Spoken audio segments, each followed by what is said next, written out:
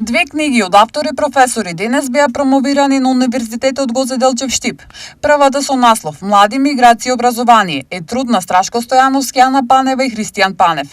А втората Непланираното дете на Европа, Македонија како дел од источното прашање во 19 век и евроатлантски интеграции во 21 век е дело на Дејан Маролов и Јорданка Галева. Двете книги се наменети не само за студентите, туку за пошироката академска јавност. Внатре има многу интересни анализи и многу охрабрувачки резултати и за локалните самоуправи, и за креаторите на образовните политики, бидејќи одредени концепти кои што во изминатите 20 на години се направени во нашата држава, како што е децентрализацијата, како што е концептот на дисперзираниот концепт на образование, носе многу позитивни елементи. Се обидуваат на еден начин токму да го опишат македонско, да речеме, самобитие или создавањето на таа македонска држава, развивање на таа македонска национална свест, совест, култура, традиција, едноставно да ги постават интуитивните фундаменти на македонската држава. Идејата на самата книга потекнува од моменталната состојба на Македонија во која се наоѓаме.